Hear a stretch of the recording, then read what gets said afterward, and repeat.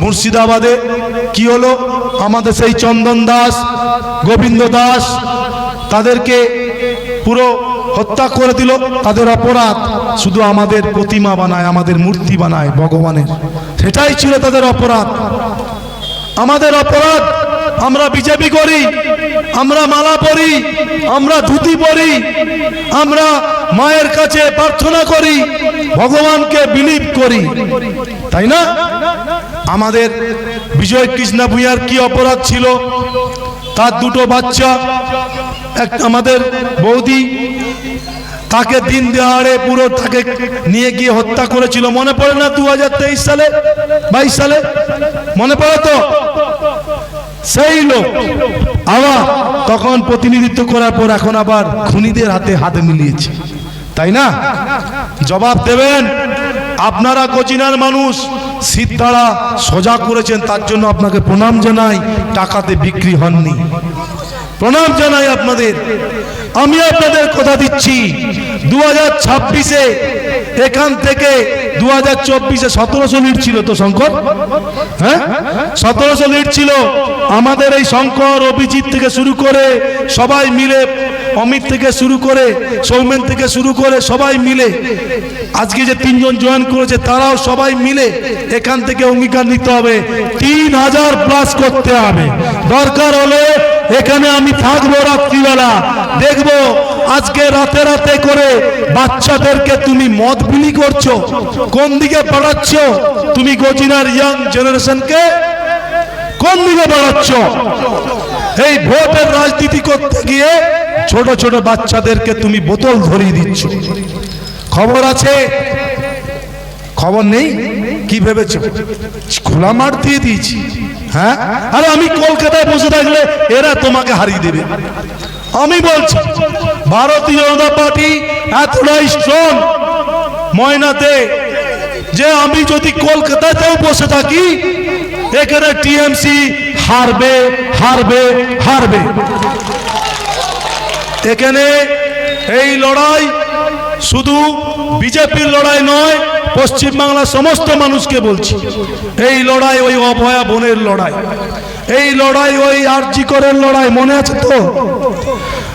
কামদনি মনে আছে? মনে আছে? কসমা মনে আছে? কিছুদিন আগেকার ঘটনা, হসপিটালে বোন মারা যাচ্ছে, কলেজে বোন ধর্ষণ হচ্ছে, আপনার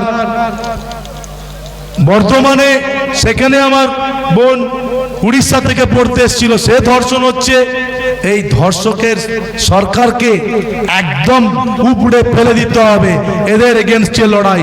আমাদের ছোট ছোট বাচ্চাদের যাতে ফিউচার, যাতে ব্রাইট হয়, তাদেরকে ভালো স্কুল, আপনাদেরকে ভালো হসপিটালে চিকিৎসা করানো, সেটাই হচ্ছে আমাদের লড়াই। এই স্বাস্থ্যসাথী কার্ড দেবেন না, দরকার নেই, আর একমাত্র 1 মাস ভ্যালিডিটি। এরপরে আসছে আয়ুষ্মান ভারত।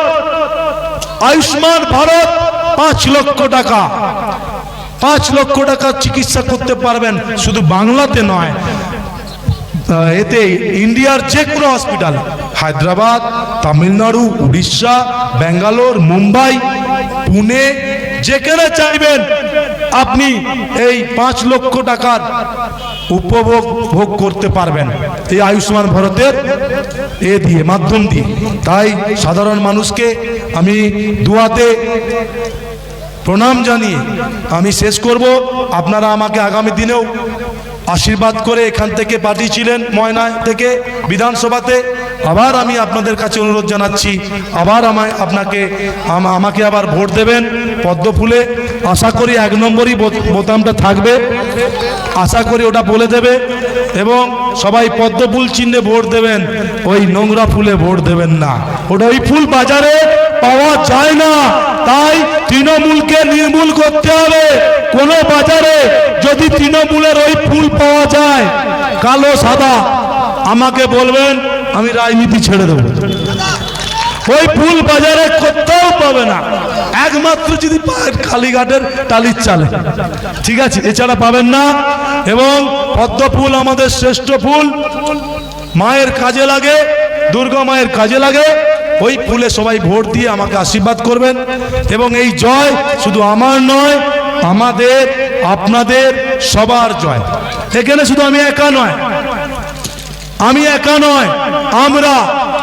আমরা লড়বো, আমরা জিতবো, তাই তো? সেই প্রতিশ্রুতি নিতে হবে। এখানে শুধু আমি নয়, আমি তো চলে গেছে, শেষ। এখানে সবাই হবে আমরা, তাই তো?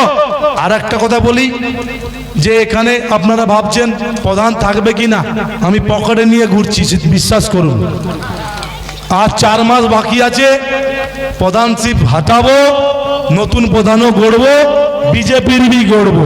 নিশ্চিন্ত থাকুন আপনারা, ঠিক আছেন? ভালো থাকবেন, সবাই মিলে সাবধানে বাড়িতে যাবেন। আমি আপনাদের দুয়ারে দুয়ারে আসছি, তো আবার আসবো, আবার দেখাবো। আর আজকে যে এত লোক এসেছিল, শুধু এইটুকু বলবো যে এটা শুধু ট্রেলার ছিল, পিকচার এখনো বাকি আছে।